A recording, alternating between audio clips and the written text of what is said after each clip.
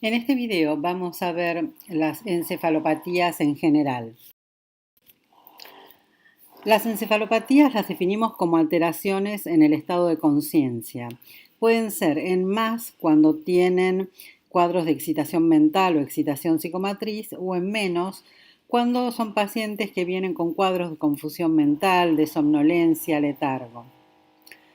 La conciencia se define como la capacidad mental que nos permite conectarnos con el entorno y depende de dos estructuras. Puede estar alterada una o la otra, o pueden estar alteradas las dos. Por un lado tenemos el sistema activador reticular ascendente o SARA, que es el que enciende y apaga al sistema nervioso central.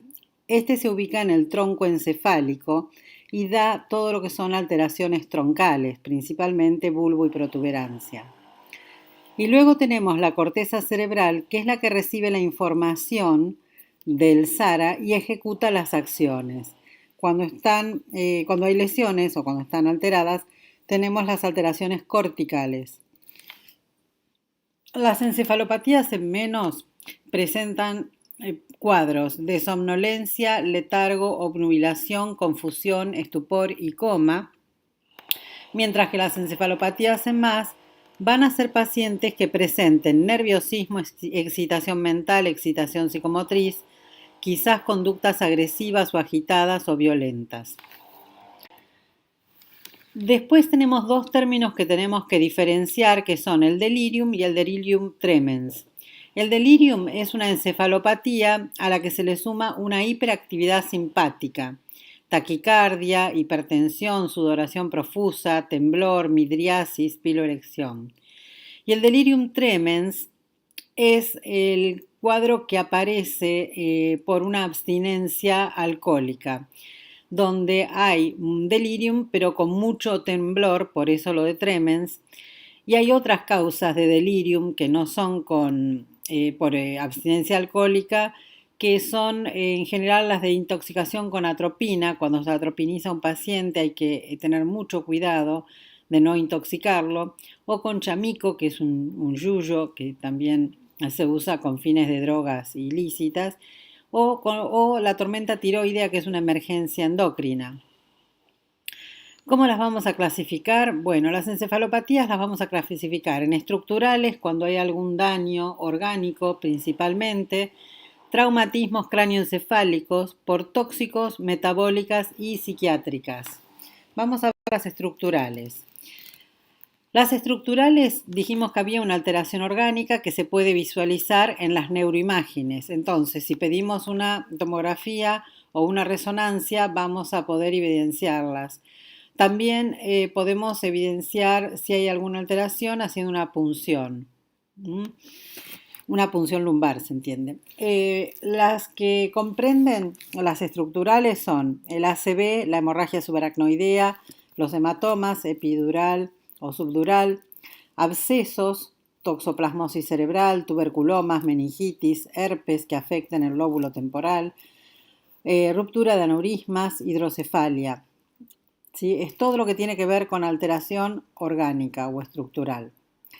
Las encefalopatías por traumatismos cráneoencefálicos, uno puede palpar el cráneo para detectar si hay depresiones o prominencias, y se puede hacer una radiografía o una tomografía o resonancia para ver las fracturas del cráneo. Las encefalopatías metabólicas hay que pensar en todo lo que tiene que ver con el equilibrio ácido-base del cuerpo y con algunas patologías que puedan generar todo este tipo de trastornos metabólicos. Por ejemplo, hipoxemia o hipercapnia y cualquier enfermedad que las produzca, anemias en general, todas las anemias, acidosis y alcalosis metabólica, alcalosis respiratoria, enfermedad y síndrome de Cushing, enfermedad de Addison. Hay encefalopatías postconvulsivas, son pacientes que tienen una convulsión epiléptica o no epiléptica y que después del episodio convulsivo hacen una encefalopatía, hacen un cuadro de confusión. Hiponatremia o hipernatremia, encefalopatía hepática o urémica cuando hay acumulación en el ciclo de la urea, cuando se produce en exceso amonio y amoníaco, bueno, hay acumulación de los productos del nitrógeno.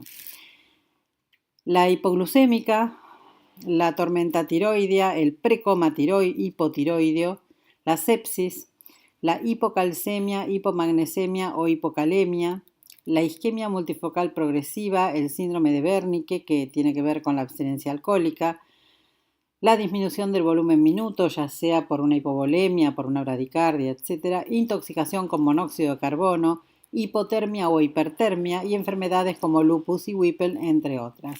Es decir, metabólicas hay muchas causas de encefalopatías metabólicas, así que piensen siempre en todo lo que genera trastornos hidroelectrolíticos y de ácido base, ¿no? Bien, las psiquiátricas se consideran un diagnóstico de exclusión, es decir, cuando uno descarta todas las causas orgánicas o médicas sistémicas, entonces se puede pensar en causas psiquiátricas. Y en general en psiquiatría, encefalopatía es sinónimo de confusión mental, por eso las encefalopatías en psiquiatría se refieren como cuadros de confusión mental. Dentro de las causas pueden ser por esquizofrenia, estados catatónicos, delirio, depresión, melancolía, manía grave, etc. Y tenemos un último grupo para terminar, que son las encefalopatías subagudas. Estas son de difícil diagnóstico porque hay un trastorno del sensorio y un deterioro cognitivo o intelectual acelerados a los que se le suman signos de foco neurológico.